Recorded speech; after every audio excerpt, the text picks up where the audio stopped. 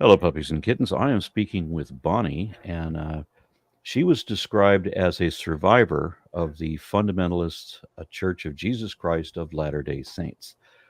And you probably heard little bits and pieces about these people, but I think it'd be best to just hear Bonnie's interpretation rather than whatever we've heard from the news. So, Bonnie, um, tell us a little bit about this group and your experience, please. So I grew up. I was born into it.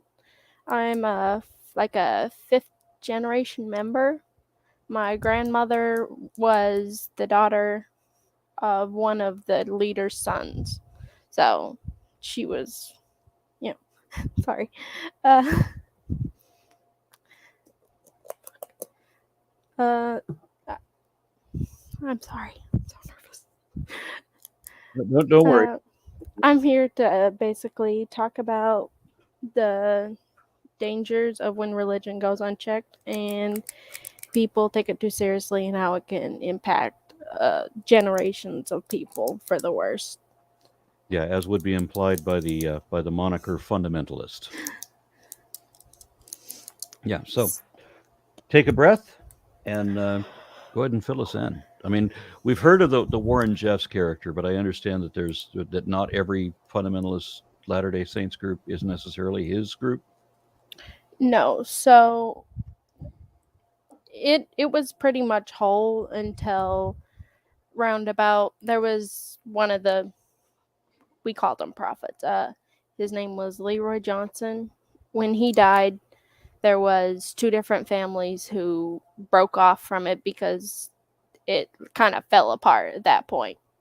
So it kind of fell apart, and there was sections that went off and did their own thing. So some of them are still going, some of them aren't. I'm not sure which ones.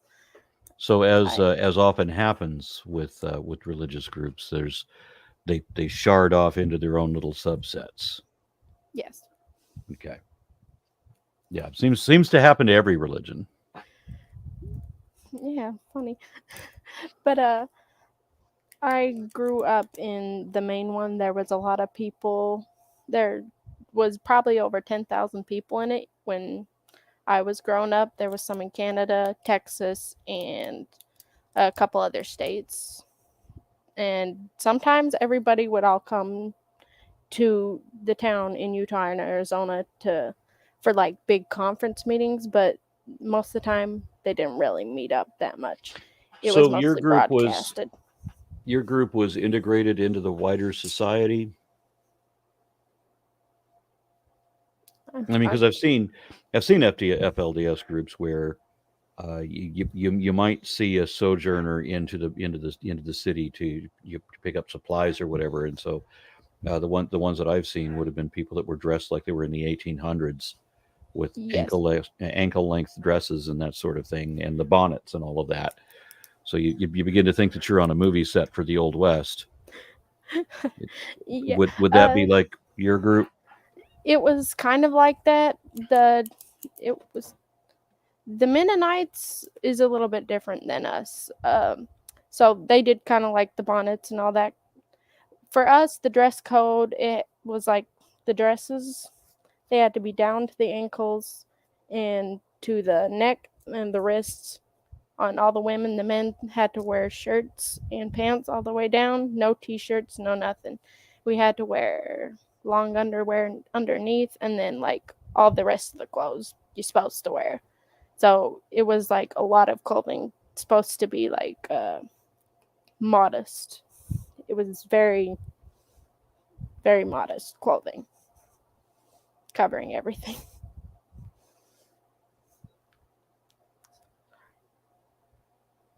Uh, you got muted. My apologies. My dogs make noise, and I have to keep muting the thing, and then I forget. It was are there beliefs that are distinct from the normal LDS? I I never got to really learn much about the normal LDS, Okay. but a lot of it was that anybody not inside the church was considered a Gentile, and none of them were going to go to Zion, which is what was the ultimate goal. Is everybody is gonna be? It's when Jesus returns, then everybody's in the cult was going to go to Zion, and all the Gentiles were basically gonna burn. That was And I think we're dealing with a new new definition of Gentile. What did the FLDS consider a Gentile to be?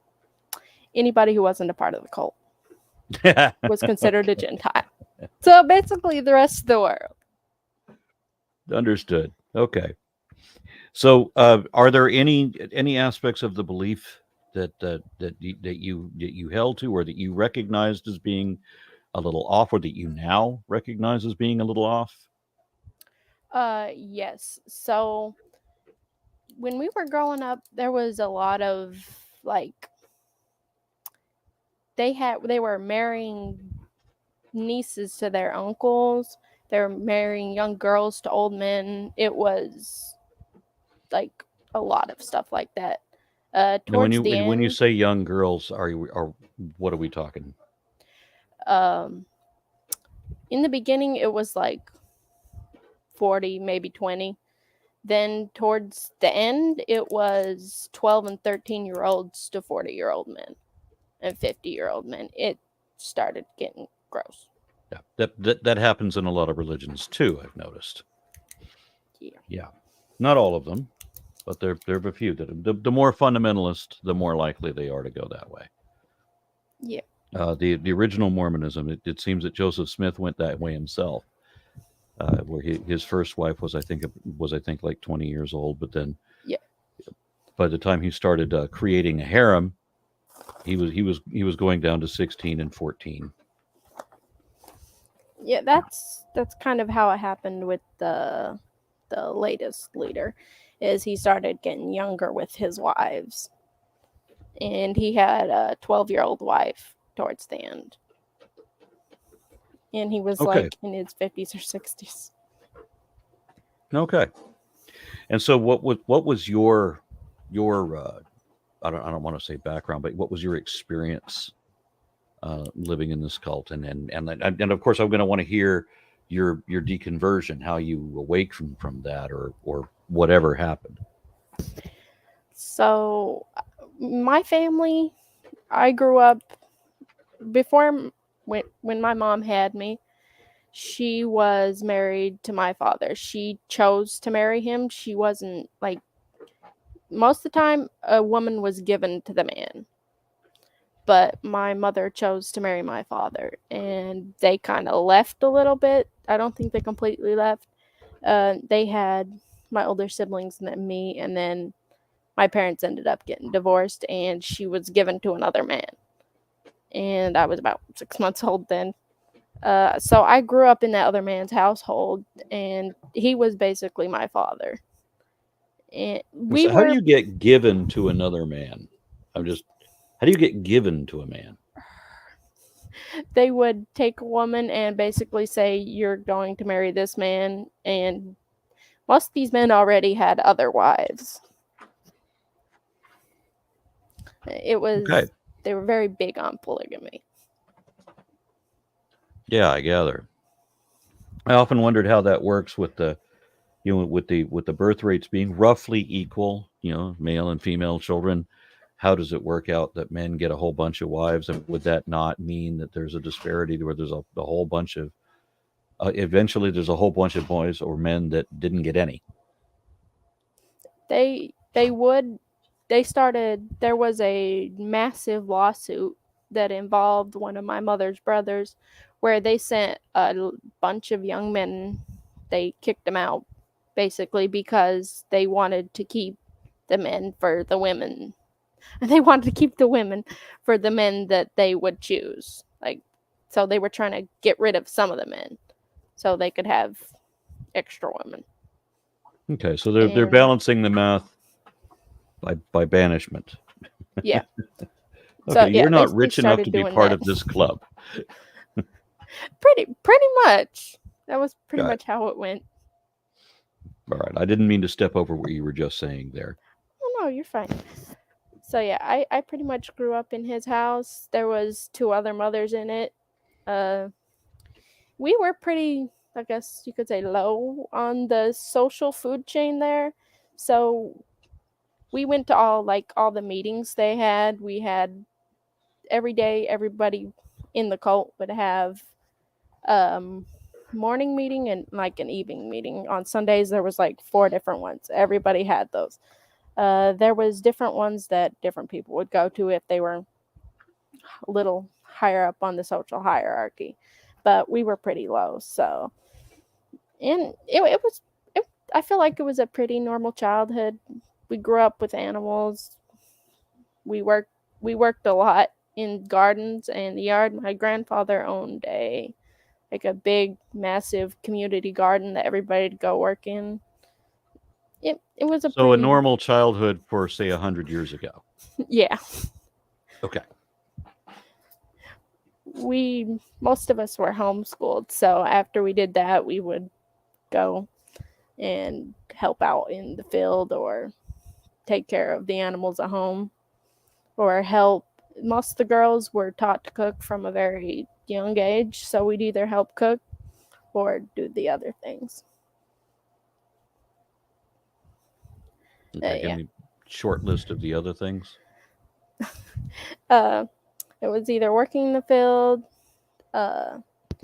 taking care of animals, cleaning, going to help. There was a lot of moving going on at some point for some reason. So if you wanted to help with do that, you could help do that. They always had projects that people were doing that people could help with. It was Okay.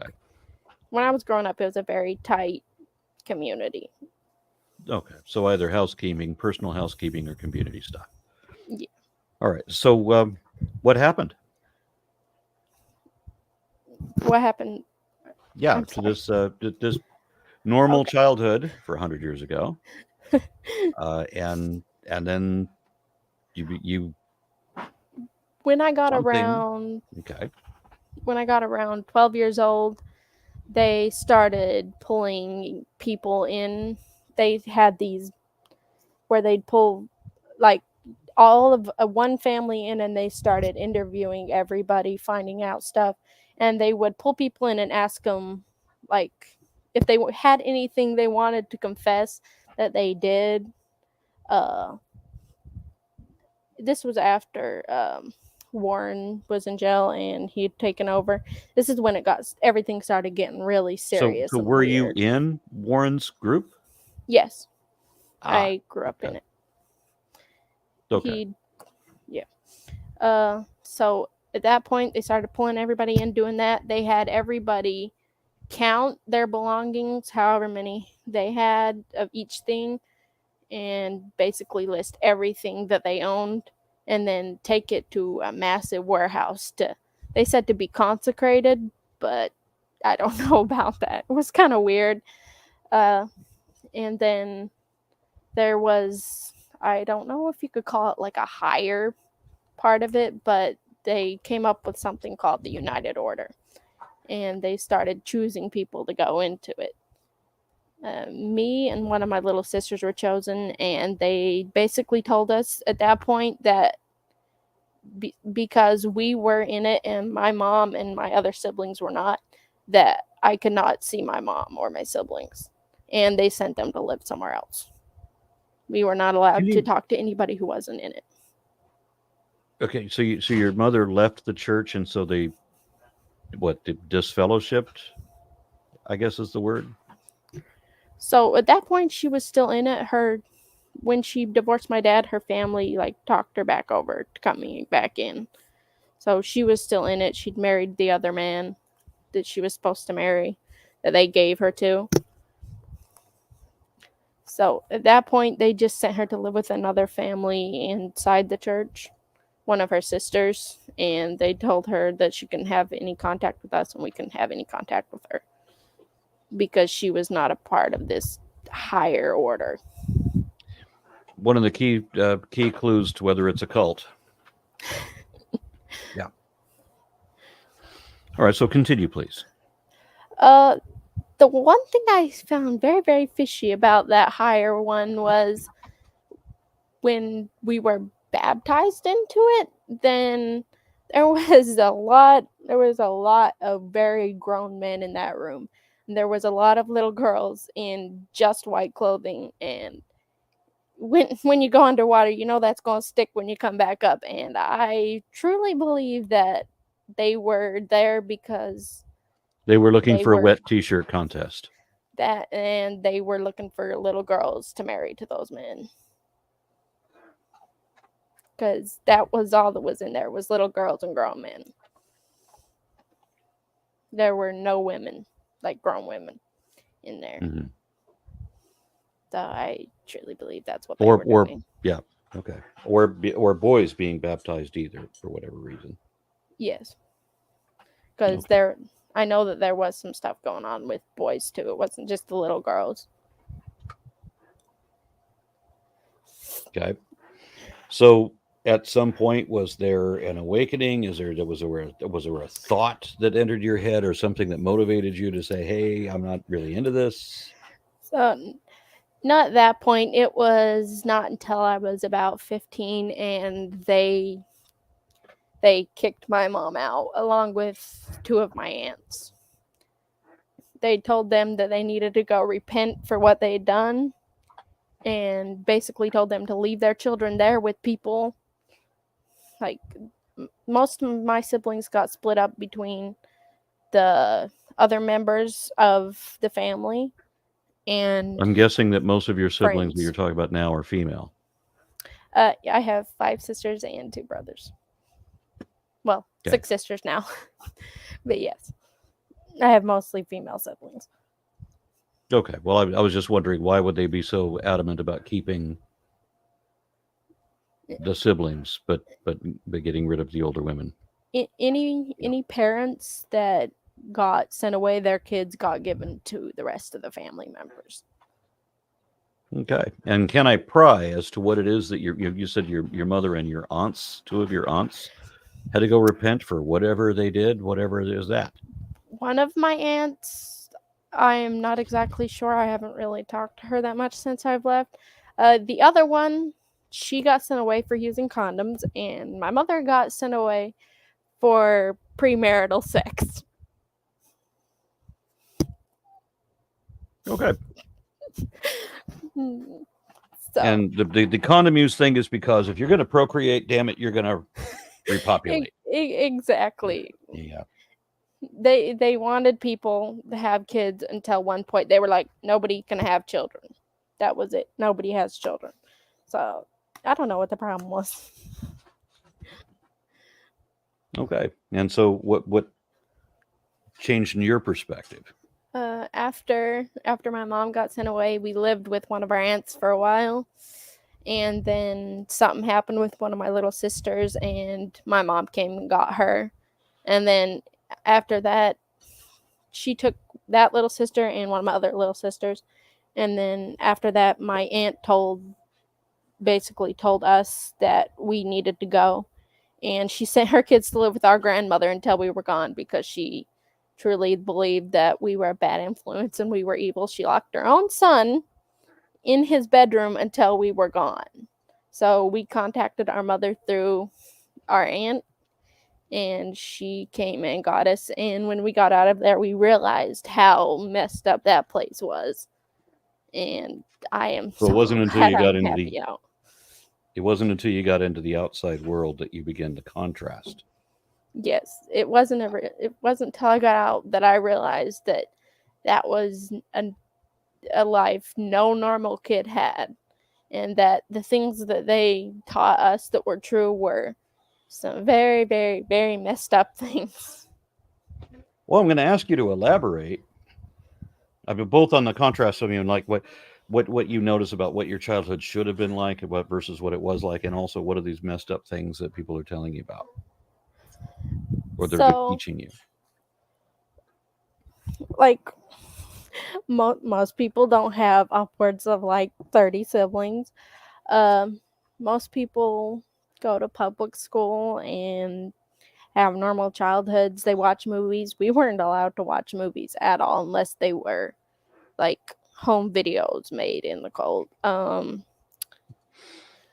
it was a lot of stuff like that. And the bad things we were taught, it was a lot of like the stuff like uh, uh sorry, there was like the assault on kids. There was how they would treat other people of other races were considered probably the most evil people there were, because their skin was darker. They were cursed basically by God, and that they were more evil. Let's see what else. I just read as part of my reading Joseph Smith thing this last Sunday. We just read Third Nephi chapter 2 verses 15 and 16. They talk about how if you're one of the elite, one of the chosen, the saved, or whatever it is, then your skin will turn white. Yes. Yeah. Yeah.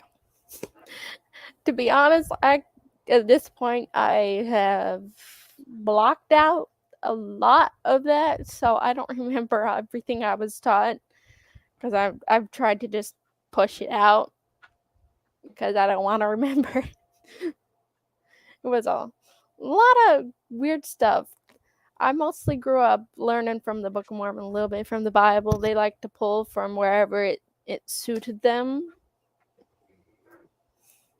Yeah. So the teachings were like a little bit here and there. Okay. Well, we're 20 minutes in, so I think if you don't have a lot more, we're going to just let you close it up. I would love by explaining, perhaps, if you don't want to go into painful memories or whatever, you blocked out painful memories, then just give me some example of your recovery, how that's coming. Once we left, we realized what was going on. We've all tried to get over the trauma of everything we've been through.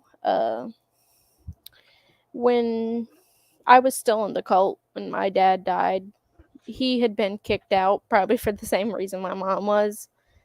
And he kind of had half custody, but a lot of the time, these people would tell all of us that he was evil and he was a Gentile. And me being like a 6-year-old kid, I believed him. So I didn't spend much time with him after he really stopped coming around.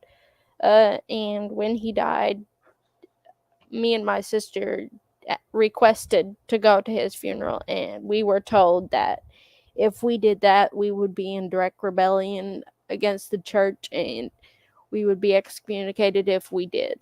So we weren't able to go see him before he got buried. And that's one of the things that I am most upset about, is the fact that I didn't get to say goodbye to my dad, and it still gets to me sometimes. Yeah. All right. Well, in closing, do you have any last messages for the audience? I just hope that maybe this can help anybody who's still in there. I have I guess you could say, like, step sibling that's still in there, and I really hope that eventually she comes to understand that that place is terrible and toxic and she needs to leave. It's the same with my grandmother. It's the only thing she's ever believed in. So I feel like she just doesn't want to take a chance on not going to heaven or something. And that's why she won't leave. She does still have contact with some of my mom's sisters, but she doesn't want to lose her place if she left. So I just really hope that one day that they can get away from that.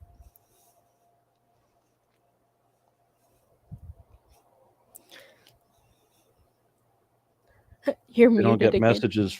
Yeah, they don't get messages from the outside world, right? I mean, they're certainly not going to be on YouTube. her siblings are sometimes. So hopefully one of them sees this and, maybe can help her. Well, hopefully there'll be some secret sharing of the URL. And there used to be too. Sometimes stuff got snuck in. Okay.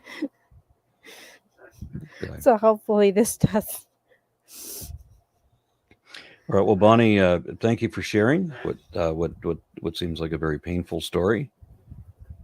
And I was beginning to feel like I was prying maybe a little too much, where it was Oh getting a no, little you're too perfectly painful. fine. So, I don't mind okay. sharing. All right. Well, thank you for that, and let me know in the future if there's other via email if there's anything else we might be able to try on your behalf. Okay. Sure. Thank you very much. Thank you.